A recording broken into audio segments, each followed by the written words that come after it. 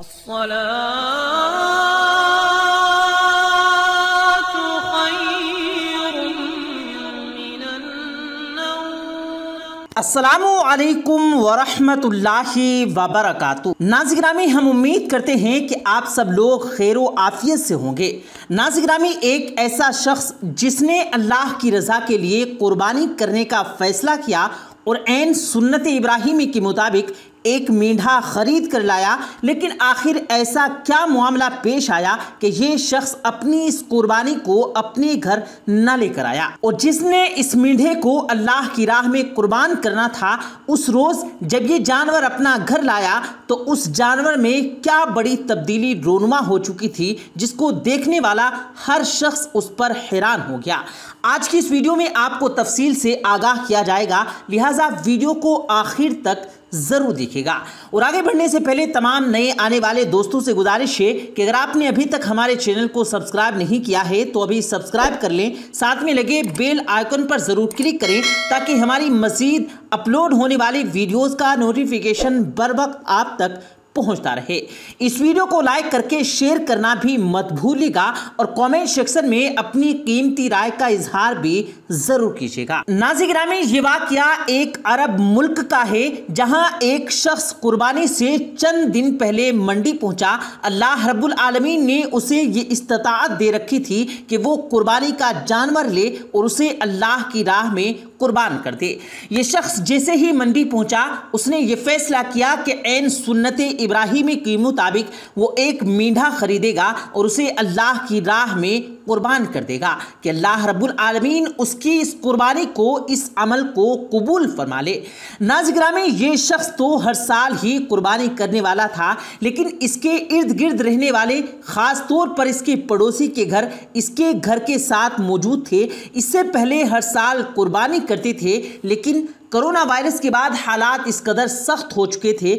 کہ معاشی طور پر ان لوگوں کے لیے اپنے گھر قربانی لانا ایک انتہائی مشکل اور ناممکن ہو چکا تھا۔ چنانچہ ناظرین گرامی، اس شخص نے یہ فیصلہ کیا کہ میں عید سے ایک ہفتہ پہلے اپنی قربانی گھر لے کر نہیں جاؤں گا کہ میرے ایسا کرنے سے میرے پڑوسی اور ان کے بچوں کے دل میں یہ خیال پیدا ہوگا کہ اے مالک، ہم جو ہر سال تیری راہ میں جانور قربان کیا کرتے تھے، اس بار ہمارے پاس یہ سب تنہی نہیں ہیں اور کہیں میرے جانور لے جانے سے ان کے دل آزاری نہ ہو اور وہ لوگ غمگین نہ ہو جائیں۔ چنانچہ اس شخص نے فیصلہ کیا کہ وہ اپنی قربانی کے جانور کو اپنے ساتھ گھر لے کر نہ جائے گا۔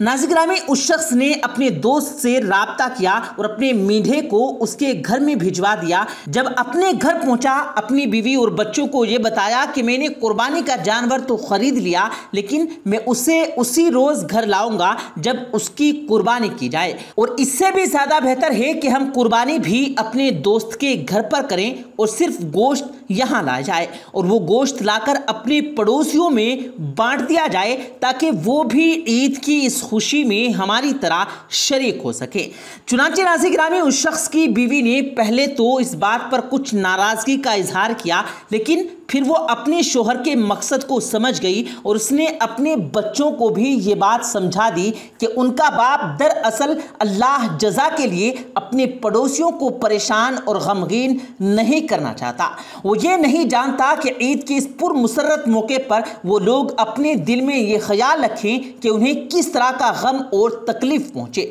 چنانچہ ناظرین گرامی، یہ شخص اپنے دوست کو یہ تاکید کرتا رہا کہ اس مینڈھے کی بھرپور طریقے سے خدمت کی جائے کہ جانور جو قربانی کے لیے لایا جائے اس کی خدمت کرنا بھی عین ثواب ہے اور اللہ رب العالمین کو یہ عمل انتہائی پسند ہے۔ چنانچہ ناظرین گرامی، دن گزرتے رہے اور اب عید کا دن آن پہنچا تھا۔ یہ شخص عید کی نماز ادا کرنے کے بعد اپنے بچوں کو ساتھ لیے اپنے دوست کے گھر روانہ ہوا۔ مقصد یہ تھا کہ وہیں پر مینڈھے کی قربانی کی جائے اور پھر گوشت گھر لا کر فوری طور پر غریبوں میں، اہل محلہ پڑوسیوں میں اور رشتہ داروں میں تقسیم کر دیا جائے۔ ناظرین گرامی، جیسے ہی یہ شخص اپنے دوست کے گھر میں داخل ہوا اور اس کا دوست اس کو مینڈھے کے پاس لے کر گیا تو حیران کن طور پر اس شخص نے وہاں شور مچانا شروع کر دیا۔ یہ اپنے دوست سے دست و گریباں ہونے لگا، لڑائی جھگڑا کرنے لگا اور سوال کرنے لگا کہ میرا مینڈھا نہیں ہے،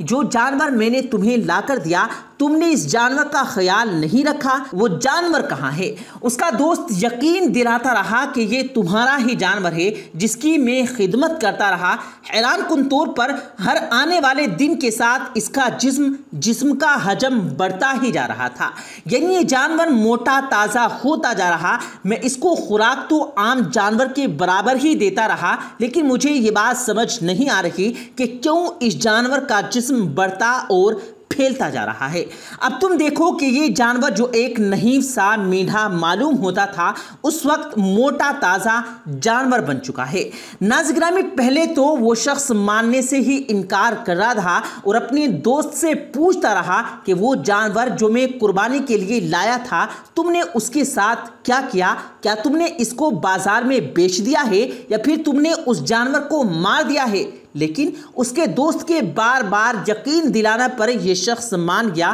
کہ یہ اسی کا جانور تھا جس مینڈھے کو یہ لایا۔ وہ تو ایک کمزور اور بظاہر نحیف معلوم ہونے والا مینڈھا تھا، لیکن اب جس جانور کی یہ قربانی کرنے والا تھا وہ موٹا تازہ اور گوشت سے بھرا ہوا جانور تھا۔ ناظرین گرامی، اس شخص نے اللہ کی راہ میں اس مینڈھے کو قربان کیا اور یہ سارا معاملہ گھر آ کر اپنی بیوی کے سامنے بیان کیا۔ وہ سمجھ گئی کہ اللہ نے اس کی نیک نیت کا اسے صلہ دیا ہے، اللہ رب العالمین نے اس کی نیت کا اس کو پھل دیا ہے کہ یہ شخص جو اپنے پڑوسیوں کی دل آزاری نہیں کرنا چاہتا ہے، انہیں تکلیف اور غم نہیں پہنچانا چاہتا تھا، تو اللہ نے اس جانور کی صورت میں اسے موٹا تازہ بنا کر میرے شوہر کو یہ صلہ دیا ہے۔ ناظرین گرامی، اس کی بیوی نے فوری طور پر اس گوشت میں سے کچھ حصہ نکالا اور پڑوسیوں کو دے کر آئی۔ نہ صرف یہ بلکہ انہیں یہ بھی کہا کہ وہ ان کے گھر دعوت پر آئیں اور یہ جانور جو اللہ نے ان کے لیے موٹا تازہ کر دیا اس کے گوشت سے لطف اندوز ہوں۔ ناظرین گرامی، دراصل یہ ہے فلسفہ قربانی کا، ایثار کا اور اپنے حصے میں سے کچھ حصہ نکال کر کسی دوسرے کو دینے کا، اپنے حصے کو اللہ کی مخلوق پر نچھاور کرنا۔ اللہ رب العالمین واضح طور پر یہ فرماتا ہے کہ نہ تو یہ جانور، نہ ان کا گوشت، نہ ان کا خون، نہ ان کے جسم ہڈیاں اور نہ ان کی کھال، کچھ بھی اللہ رب العزت تک نہیں پہنچتا۔ اللہ تک پہنچتا ہے تو صرف انسان کا تقوی، اس کا ایمان، اس کی نیت کہ وہ یہ جانور کو کس نیت سے اللہ کی راہ میں قربان کرنا چاہتا ہے۔ اسے یہ بھی واضح ہوتا ہے کہ قربانی کے جانور کے گوشت کو اپنے گھر کے فریج میں مت بھرا جائے، بلکہ جتنا ممکن ہو سکے اتنا زیادہ سنت کے مطابق 3 حصے کرتے ہوئے فوری طور پر اس کو بانٹ دیا جائے، اور وہ صاحب حیثیت لوگ جو خود بھی سارا سال گوشت کھاتے ہیں ان کو تو یہ بھی چاہیے کہ اپنے حصے میں سے کچھ اللہ کی راہ میں قربان کر دیں کہ اللہ کو ایسا ہی کوئی چھوٹا سا عمل پسند آ گیا تو یہ انسان کی بخشش، اس کی شفاعت اور آخرت میں کامیابی کا ذریعہ بن جائے گا۔ پیارے دوستو، اللہ تبارک و تعالیٰ سے دعا ہے کہ اللہ رب العزت ہم سب کو ان تمام باتوں پر عمل کرنے کی توفیق دے، آمین ثم آمین۔ پیارے دوستو، امید کرتے ہیں آپ کو آج کی ہماری یہ ویڈیو ضرور پسند آئی ہوگی۔ اگر آپ کو یہ ویڈیو پسند آیا ہو تو اس ویڈیو کو دل سے لائک کریں اور زیادہ سے زیادہ لوگوں تک اس ویڈیو کو ثواب کی نیت سے شیئر کریں، اور اس ویڈیو کے بارے میں آپ کی کیا رائے ہے کمنٹ سیکشن میں اپنی رائے کا اظہار ضرور دیں، اور مزید اسی طرح کی روز کی ویڈیو پانے کے لیے ہمارے چینل کو ضرور سبسکرائب کریں۔ ملتے ہیں پھر ایک نئی ویڈیو کے ساتھ، تب تک کے لیے اللہ حافظ۔